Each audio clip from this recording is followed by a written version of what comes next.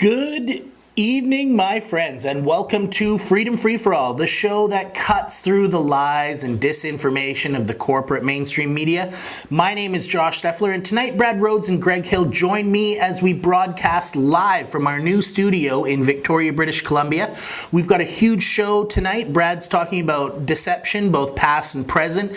Greg is talking about depleted uranium in Canada, and I'm talking about...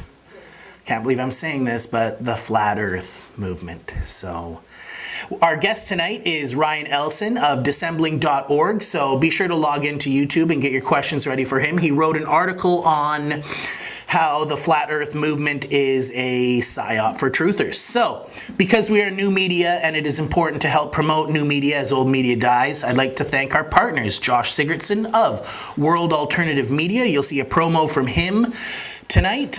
Richard Heathen of Liberty Machine News got some amazing interviews and videos. Check him out for all your liberty-based news and media. And the new Agora, an amazing newspaper, freedom-based, alternative news, one of the last few newspapers in print that doesn't replete the government propaganda. And Ryan Ellison of dissembling.org. So be sure to check out his website. He's got all sorts of stuff, battling the social justice warriors like nobody else. So we've got a huge show tonight. Get ready for our round table. Stay tuned, and we will be right back.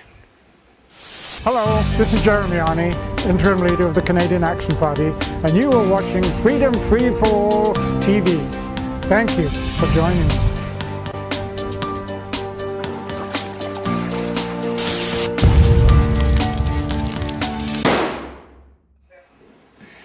So welcome back. Now, because we're also a news show, I want to bring a few news articles that you may have missed this week. First one, Justin Trudeau, our new Prime Minister, gathers his ministers and premiers before the COP21 Paris terrorist climate meeting. You know, so now they're rallying the troops, getting the same mantra so that nobody steps out of line. They're all going to be delivered their line. Hooded organization guy, New World Order, delivering the message in Paris. There's Alberta's new carbon tax. This is absolutely ridiculous. They rush this through. Now, if you actually want to live in Alberta, it's going to cost you. You use electricity, it's going to cost you. You use gas, it's going to cost you. You buy food, it's going to cost you. It's estimated to cost families anywhere from $500, and it's only going up because you carbon-emitting monsters, you're going to pay. You are gonna pay. And finally, Canada announces part of its refugee plan, and single men are out. You know, it's 2015. Justin Trudeau's got a gender-balanced cabinet, but we're not balancing the gender when it comes to refugees coming from Canada or coming into Canada. No, single men, fathers without wives or children that have been killed in drone strikes. No, you're not coming to Canada. It's only women, children, and because it's 2015. You know, when you asked Justin Trudeau, I thought you were all about gender balancing. No, it's 2015. It's not sexist. So we're going to be talking about the Flat Earth and why we need to destroy this movement. It's infiltrating new media and our friends in the 9/11 truther movement, and it is so insidious. This thing it's trapped friends of mine. It's trapped other new media partners, and it's not our partners that we mentioned, but it's going crazy. And this is a viral attack, an insidious attack on new media to destroy the credibility of new media and undermine us while reestablishing the credibility of government repeating mainstream media and the government, right? So infiltrating truthers and destroying new media, bringing back the old mantra.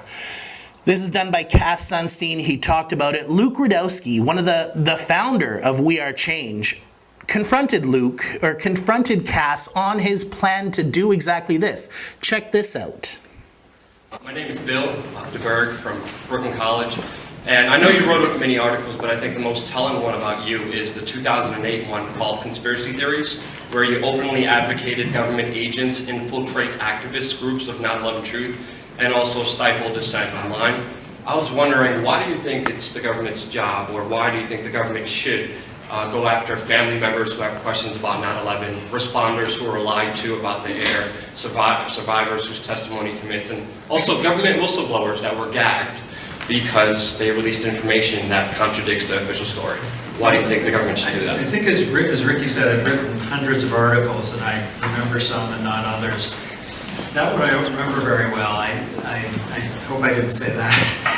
But whatever was said in that article, my role in government is to oversee federal rulemaking in a way that is wholly disconnected from the vast majority of my academic writing, including that. So I know that I'm just asking because you may be the next Supreme Court Justice, or Obama appoints you, and you did write those things, and that's why I want to bring them up to you.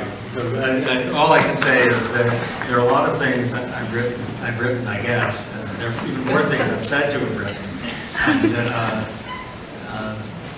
I may agree with some of the things I've written, but I'm not exactly sure. I focus on what my boss. So there you have it. You know, this guy is a monster. He is what is known as Obama's information czar. Now, he wrote this article called Conspiracy Theories, and he talked about how they need to infiltrate it. Salon, actually, libertarian media, wrote about this, and if we can bring up that article, there's a really important section that you really need to check out. It says that in 2008, while at Harvard Law School, Cass Sunstien co-wrote a truly pernicious paper proposing that the U.S. government employ teams of covert agents and pseudo-independent advocates to cognitively infiltrate online groups and websites, as well as other activist groups, which advocate views that Sunstien deems false conspiracy theories about the government. This would be designed to increase citizens' faith in government officials and undermine the credibility of conspiracists. So, you know, I don't know about you, but I've seen a lot of this flat earth garbage come out from our 9/11 Truth Facebook groups. My emails from former 9/11 truthers are now all about the flat earth, and Ryan is coming on our roundtable to talk about how ridiculous it is. You don't need any sort of science to prove that the earth is round. A sextant, if you know what a sextant is, it doesn't work unless the earth is a sphere, and sextants work. So this is insidious. It's designed to capture our friends and undermine the credibility of new media and make people dismiss us and push them back into the government camp. The flat earth thing was debunked hundreds of years ago. The earth is not flat.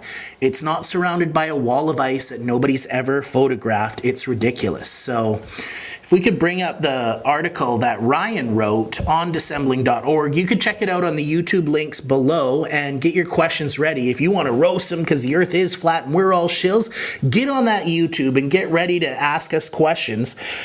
Until, you know, we confront this, it has to die. The earth is not flat, and come home. Our truther friends, the earth is not flat. You're welcome back in the 9/11 Truth community. Until then, I'm going to leave you with a promo from Josh Sigurdsson, World Alternative Media, and you'll be joined by Brad Rhodes. So I'll see you again on the round table.